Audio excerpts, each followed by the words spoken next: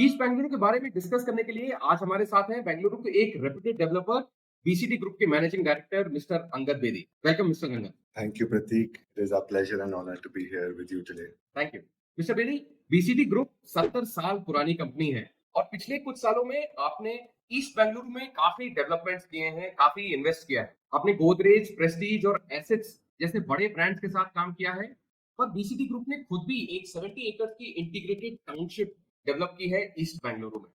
क्योंकि आपका इतना एक्सपीरियंस है ईस्ट बेंगलुरु मार्केट में, इसलिए मैं एक बहुत ही इंटरेस्टिंग क्वेश्चन से शुरू करूंगा कि आजकल ईस्ट बेंगलुरु के सबर्ब्स में भी लगभग 10,000 रुपए स्क्वायर फीट का प्राइस चल रहा है। क्या आपको लगता है कि ये एक बबल है या फिर ईस्ट बेंगलुरु एक सस्टेनेबल ग्रोथ की तरफ बढ़ रहा है? I think सबसे पहले मैं बोलना चाहूंगा कि आई माइक्रो मार्केट बैंगलोर की प्राइस 10,000 रुपीज एक स्टैंडर्डाइज प्राइस होगी। 2019 में जो एक प्राइस थी 6,000, 6,500, 7,000 रुपए एक एवरेज जो बैंगलोर वाले समझते थे प्राइस में।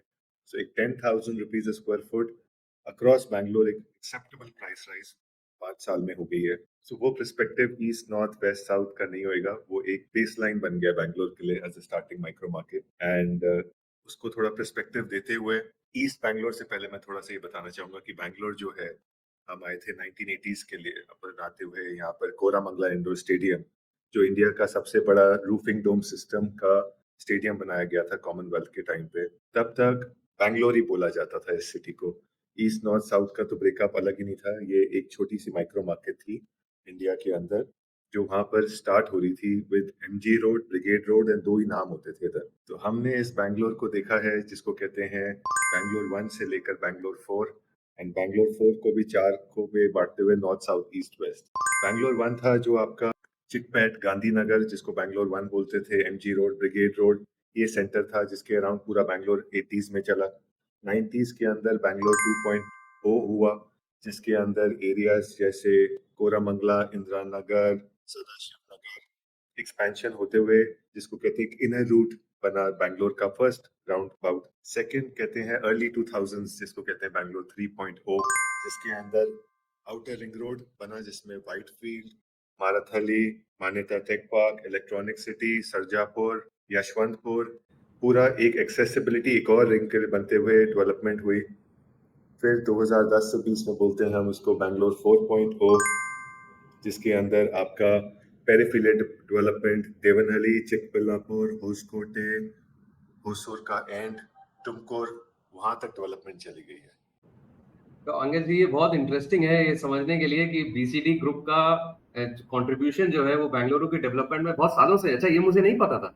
तो थोड़ा और आप इसके बारे में बताना चाहेंगे? सो फैमिली ने कोरामंगला स्टेडियम जो सबसे बड़ा था, जब कोरामंगला को एक्सेसिबिलिटी करने के लिए इनर रिंग रोड नहीं थी तो एमजी रोड से पीछे से घूम के जाना पड़ता था, उस टाइम के जमाने है। हमारी फैमिली ने डायमंड डिस्ट्रिक्ट कॉम्प्लेक्स, जो बैंगलोर का सबसे पुराना 1990s के अंदर 1500 अपार्टमेंट का इंटीग्रेटेड टाउनशिप था, उसकी कंस्ट्रक्शन करी थी।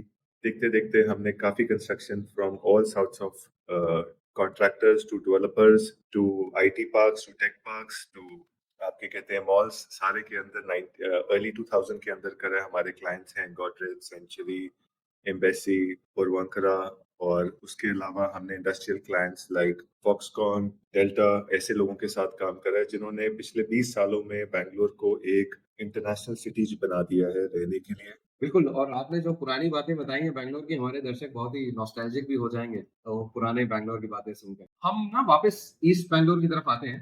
तो बीसीडी ग्रुप का फ़ोकस जैसे आपने बताया कॉर्पोरेट सेंटर्स, लग्ज़री रेसिडेंसेस उन पर तो है, पर साथ ही साथ मैं ये समझता हूँ कि अफोर्डेबल हाउसिंग और लो इनकम हाउसिंग पर भी है। तो आप क्या समझते हैं कि ये कि क्या फैक्टर्स हैं जो ईस्ट बैंगलोर की रियल एस्टेट ग्रोथ को ड्राइव कर रहे हैं? पहले एक चीज बताना चाहूंगा कि पिछले 10 साल में 2013 में आपको याद होगा प्रतीक जी कि एक वर्ड आया था अफोर्डेबल हाउसिंग। एक जिसको 10 साल पुरानी न्यूज़पेपर पढ़ने की आदत है उसको याद होता होगा। सप्लाई ओवरहैंग, इन्वेंट्री ओवरहैंग, ये दो वर्ड बहुत चलते थे रियल एस्टेट की। डिलीवरी हो रही है 10,000 घरों की, बायर है सिर्फ 2,000 के। 10 साल पहले एक काफी लॉन्चेस हुए थे, प्रोडक्ट्स आए थे मार्केट के अंदर, बट कस्टमर नहीं थे उतने जितने लेने के लिए। तो 18, 19, 20 के अंदर मार्केट टैंक कर गई। अफोर्डेबल का उस टाइम का मतलब था कि यूनिट साइज कम कर दो एंड उसको अफोर्डेबल बोल दो, बिकॉज उससे प्राइस कम हो जाती। 2020 में जब कोविड के बाद मार्केट एक वॉश आउट जिसको कहते हैं हुई, इन टर्म्स ऑफ जो पीपल सर्वाइव नहीं कर पाए, नॉन कोर इंडस्ट्री के जो लोग थे, जिन्होंने प्रॉपर प्लानिंग नहीं करी हुई थी, जिनकी फाइनेंशियल स्टेबिलिटी नहीं थी, वो एक सारा कहते हैं जिसको छटाई होगी इंडस्ट्री के अंदर। एक नई कॉर्पोरेटाइज्ड रियल एस्टेट प्रोफेशनल्स की इमर्जेंस हुई 2020-21 के अंदर। This is not only limited to Bangalore, but this is a pan-India thing. That led to very strategic, proper planning, launches, and समझने के लिए कि आपका कस्टमर कौन है एंड क्यों लेगा एंड उसके लिए क्यों बनाया जाएगा, रादर देन सिर्फ माल बनाकर उसको बेचने की सोच जो थी पहले, वो चेंज हो गई। करते करते जब आपने देखा है कि पॉपुलेशन बढ़ती जा रही है, रियल एस्टेट का जो मेन फंडामेंटल एक ही चीज होता है, लोकेशन लोकेशन लोकेशन, हम जिसको कहते हैं आज की डेट के अंदर लोकेशन का मतलब होता है एक्सेसिबिलिटी एंड अंडरस्टैंडिंग। 2006 से लेके 18 से लेके जो नया 2030 के जो मास्टर प्लान्स बने हुए हैं of the development authorities, municipal authorities, the Karnataka town and state planning act, उसको समझते हुए कि किस तरीके से सड़कें बनी जाएंगी, किस तरीके से कनेक्टिविटी हो जाएगी, कहाँ पर एयरपोर्ट शिफ्ट करा गया है नॉर्थ बैंगलोर के अंदर, बाकी आईटी का कहाँ पर ज्यादा प्रभाव है, किधर वर्किंग पॉपुलेशन है, किधर वहां पर फैमिलीज रहेंगे, मालेश्वरम जैसी जगहों में ओल्ड फैमिलीज हैं, उन सब का मैक्रो व्यू देखते हुए हमने प्रभावित हुए थे ईस्ट बैंगलोर के अंदर कि वहां पर अभी डेवलपमेंट नहीं हुई थी, वहां लैंड सस्ती थी, accessibility and connectivity is of top international standards. And SDRR ने जिसको कहते हैं बिल्कुल कमाल कर दिया है कि आज की डेट के अंदर Whitefield and airport is a 20-minute drive from the outer ring road if you go, seamless connectivity. So that entire belt from Vilandam to Marathalli to Hoskote, connecting right up to Budigiri and KIDB Park, has kind of emerged as what we would call it as the Agle 10 Saal ka golden corridor of Bangalore, where land is available, connectivity is very solid, and a lot of planned infrastructure as well as residential and commercial developments are in the pipeline. ये देखते हुए हमने अपनी छोटी township 70 एकड़ की BCD city के नाम से होस्कोटे में प्लान करी थी 2017-18। थैंक यू मिस्टर वेदी फॉर एक्सप्लेनिंग दैट। तो जब आपने बीसीटी सिटी का नाम लिया तो थोड़ा सा उसके बारे में हमें बताएं, ये आपने कहाँ प्लान किया है और इसको प्लान करने के पीछे क्या factors, personally as a company ये डिसीजन आपने कैसे लिया कि आप ईस्ट बैंगलोर में इन्वेस्ट करें? ईस्ट बैंगलोर जो मार्केट थी एक 7,000 फुट के हिसाब से, 6,000 फुट के हिसाब से जो व्हाइटफील्ड से शुरू होती थी, is a very underrated and we found it as a very suppressed pricing, जिसको उठना ही था जैसे ही मार्केट ठीक होती है। बिकॉज आज की डेट में जब 2,500 से 3,000 से 4,000 कंस्ट्रक्शन कॉस्ट आती है, लैंड एंड एफएसआई 2,000 का नहीं बनता, तो रियल एस्टेट को उसके बाद जो जितने खर्चे होते हैं, 10,000 रुपया एक एवरेज प्राइसिंग होने का लॉजिक था। इसमें बिल्डर्स का प्रॉफिट नहीं है, इसके अंदर मार्जिन नहीं है, इसके अंदर just the cost of the raw material of land, construction cost, development cost, approval cost, and जो बाकी लोग जुड़ते हैं प्रोजेक्ट बनाने के लिए उनकी फीस एंड सर्विसेज को जोड़ते हुए एक प्राइस डिटरमिन होती है। ईस्ट बैंगलोर के अंदर जब हमने देखा तो जो आपने बात शुरू करी थी अफोर्डेबल हाउसिंग की, हमारा भी प्रभाव ये है कि इंडिया में आज की डेट में 2 करोड़ घरों की जो कमी है, तो हम भी जो है 2 and 3 मिलियन स्क्वायर फीट वहां पर लॉन्च करें, close to about 3,000 apartments affordable segment के लिए, जो 30 से लेके 80 लाख का जो ब्रैकेट है, जो सिटी के पास येट सिटी से connected and affordable to the budget, एक बायर को एक अपॉर्चुनिटी मिलती है। उस हिसाब से हमने एक पहला फेज जो लॉन्च किया था अपना, आज की डेट में जो है 900 अपार्टमेंट है उसके अंदर, वो चीज उसको करते करते 70 एकड़ की प्लानिंग अगले 6-7 साल की ऐसे बनाई गई है कि वहां पर एक हमने integrated plotted development with a golf course, because हमने वो स्टडी करा था कि व्हाइटफील्ड से लेकर नंदी हिल्स तक एक कोलार को छोड़े हुए कोई एक गोल्फ की अमेनिटीज अवेलेबल नहीं है। यहाँ पर जो है किसी ने होस्कोटे एंड इस बेल्ट पे जो कहते हैं मिड पॉइंट पे किसी ने ये सारी फैसिलिटीज नहीं डाली। कस्टमर का price point for the sales and giving जो कहते हैं एक first fully integrated township which starts from plots to affordable housing to villas to golf to amenities to senior living and commercial retail करते हुए work from home, live from home की planning करी हुई है। एंड जब हमने पहले location identify करी, फेज बाय फेज करते हुए हम इसकी डेवलपमेंट एंड डिलीवरी करते जाएंगे। ओके, थैंक यू मिस्टर वेदी। मिस्टर वेदी, आप सीआईआई के एक रिस्पेक्टेड बोर्ड मेंबर हैं। 2025-26 के लिए सीआईआई ने इंडिया की जीडीपी ग्रोथ 6.3 से 6.8% प्रोजेक्ट की है और इसका एक मेजर पार्ट इंफॉर्मेशन टेक्नोलॉजी यानी कि आईटी है। तो अभी आपने आईटी पार्ट्स मेंशन भी किए। हम सब जानते हैं कि व्हाइटफील्ड और आईटीपीएल के आईटी हब्स बहुत पॉपुलर हैं, पर ईस्ट बेंगलुरु में आने वाले जो नए आईटी हब्स हैं और रेसिडेंशियल एरियाज हैं, उसके बारे में आप क्या ट्रेंड देखते सर इंफॉर्मेशन टेक्नोलॉजी को हम जो है दो मायने में ब्रेकअप करेंगे।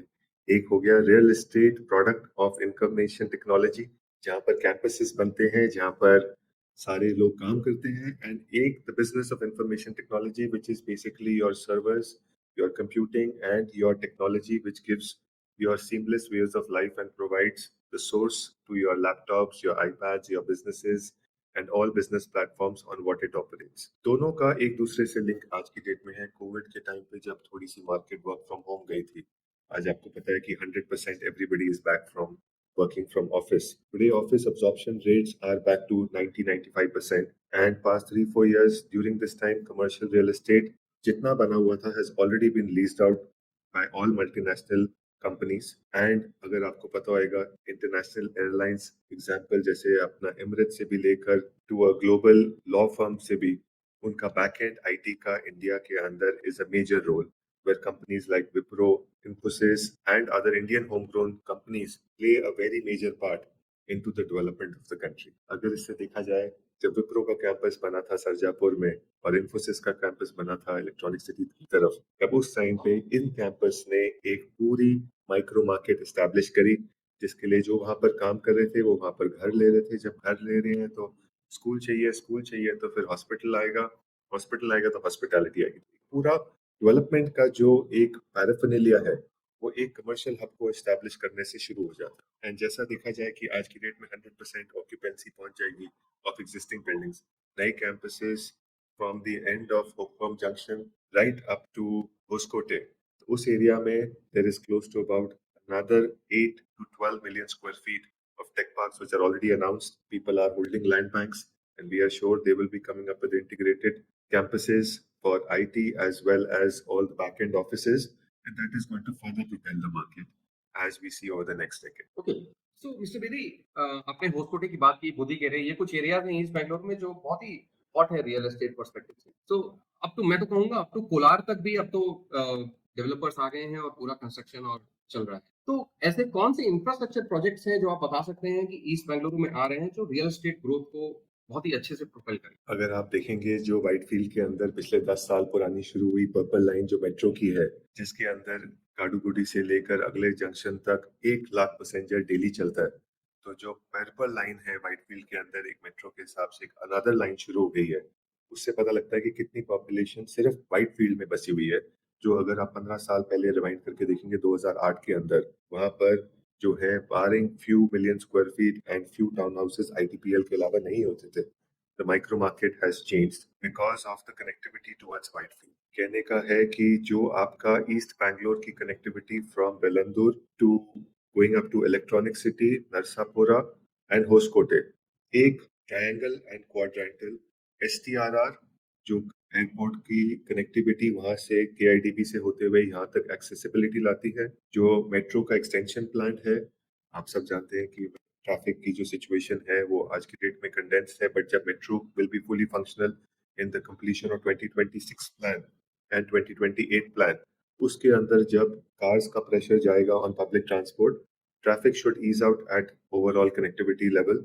एंड ये जो पॉकेट है जिसके अंदर डेवलपमेंट हो रही है, मैं सबको बोलना चाहूंगा कि there is going to be a phenomenal price rise and appreciation in this area, given the fact कि इधर अभी जो है lands are at a very subdued values, and 8 to 9,000 square feet जो अभी सरजापुर से लेकर 12,000 rupees इस बेल्ट की जो एक प्राइसिंग ओवरऑल है, is further anticipated on a 6 to 8% year on year, reaching to 15,000 square feet by 28-29, which will further get established at about 16-17,000 rupees a square foot. So one can see the potential to invest here now to take a very good product, a new building, an upcoming development, and continue to enjoy the appreciation. Given that these projects, whichever are mentioned, including the expansion of the metros, the STRRs, the outer ring roads, the connectivity back from the back of the airport from KIDB and going right up to Chennai, all of these are not on the project vision side, they are all on the project execution and late stage delivery side, wherein we are seeing year on year all of these come to life. We have seen how the NHAI under Gadkariji's leadership has outreached the entire Indian connectivity from north to south to east as an overall country within Bangalore also. we will see a much better and a much stronger development and connectivity as we go along. ये बात तो सही है कि national highways और एसटीआरआर, PRR आने से बेंगलुरु की ट्रैफिक की प्रॉब्लम भी सुधरेगी और रियल एस्टेट का मार्केट भी बढ़ेगा। तो अगर ये सारे डेवलपमेंट्स जो आपने बताए, इसको मुझे अगर नंबर्स में देखना हो, क्योंकि हमारे इन्वेस्टर्स जो है वो नंबर्स ही प्रेफर करते हैं, तो आपको क्या लगता है कि अगर पर स्क्वायर फीट रेट में बात किया जाए या परसेंटेज वाइज बात की जाए, तो कितना एप्रिसिएशन आप देखते हैं इन सब इंफ्रास्ट्रक्चर प्रोजेक्ट्स कंप्लीट होने के बाद? मैं आपको एक छोटा सा एग्जांपल इस वे से देता हूँ। होसकोटे प्रोजेक्ट जो हमारा 2019-20 के अंदर प्राइसिंग थी 3,500 से 4,000 रुपए square foot pre Covid has now established eight 5,500 to 6,000 rupees a square. The new launches coming in Hoskote at 5,500 a square foot to 6,000 will easily touch 8 to 9,000 on a conservative level, giving a customer today of having purchased an old product a 6% rental return per annum along with a 6 to 8% capital appreciation, which is about a 14% IRR. And today, if one is able to plan his cash flows, the availability of mortgages, liquidity available from banks for a person to invest into a 70 lakh rupees, अगर मैं उसको as a product बताऊंगा तो अगर अपने जेब से कोई आदमी 15 लाख रुपए लगाता है which is 20% on a 3 bedroom of a 70 lakh rupees square feet, बाकी उसको जो है बैंक से फंडिंग मिल जाती है। बैंक का कॉस्ट ऑफ फाइनेंस 7 से 8% में आता है, उतना एप्रिसिएशन से हो जाता है।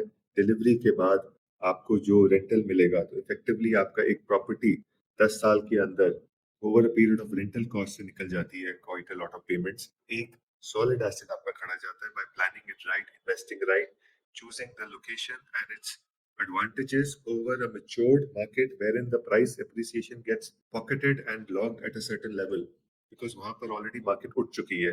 एंड जब डेवलपमेंट एक बार ही क्लोज हो जाती है एंड देन रीसर्कुलेशन में आ जाती है, देन प्राइस राइज इतनी जल्दी से नहीं बनता जितनी तरह एक नई डेवलपमेंट के अंदर एक नए लॉन्च में एक नई प्लानिंग के साथ ओवर द नेक्स्ट 5 years, जिसके अंदर ये ईस्ट बैंगलोर के जितने लॉन्चेस आ रहे हैं एंड हमारा फेज 2 फेज 3 और बीसीडी सिटी भी जो लॉन्च होएगा is a confirmed based on the logic of the macroeconomics and the micro markets and the demand which is coming in. So when we are putting the supply, the price will escalate and अपना focus यही रहता है कि investor first approach के अंदर, customer first approach के अंदर, rather than looking at developers, this has led us to a long 70-year journey which we want to continue forward by growing it strength by strength. That's wonderful.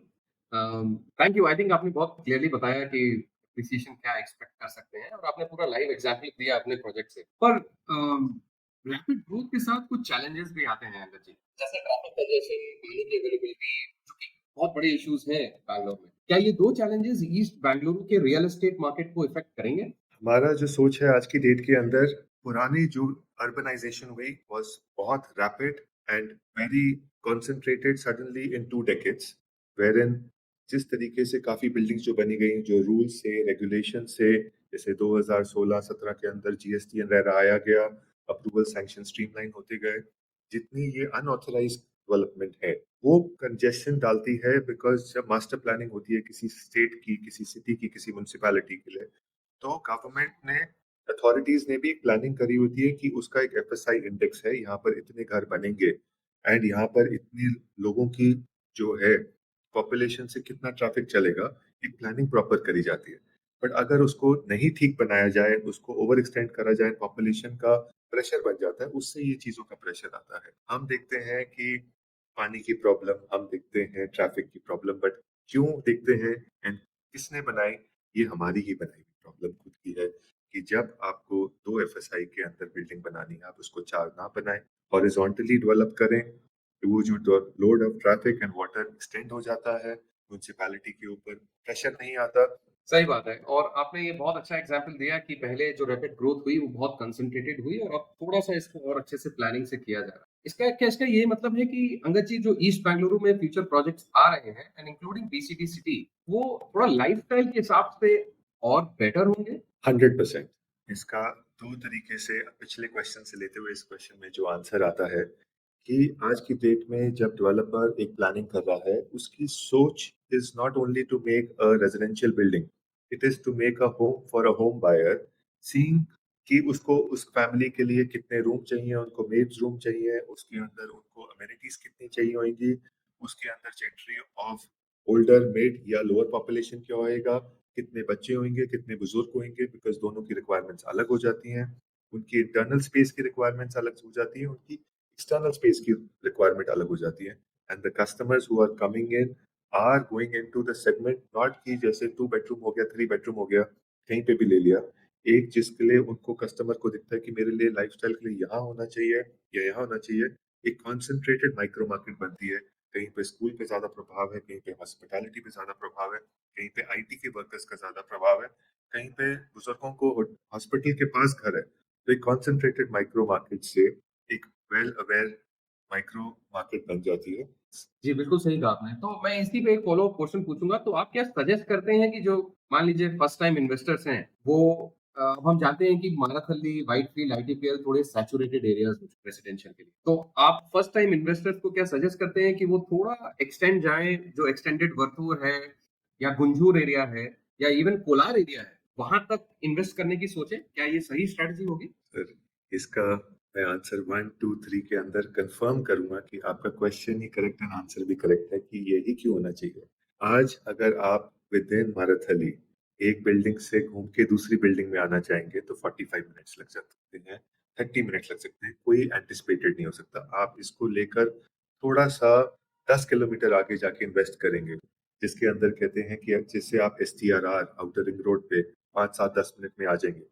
उतने time में आपका distance 30 kilometre cover हो जाएगा traffic के अंदर accelerator pedal दबाने का pen versus एक हाईवे के ऊपर गाड़ी चलाते हुए एक्सेलरेटर दबाने का कंफर्ट वो एक आदमी को जल्दी समझ आएगा डिस्टेंस जल्दी कवर होते हैं वहां पर आपके जो नए प्रोजेक्ट्स आ रहे हैं उनकी planning amenities are going to be much better that is number 2 and third is the appreciation of these areas including East Bangalore, Hoskote and extension of all the names you said are going to be phenomenally much higher for an investor vis-a-vis coming into an established and old decade-old market and other things there. Okay.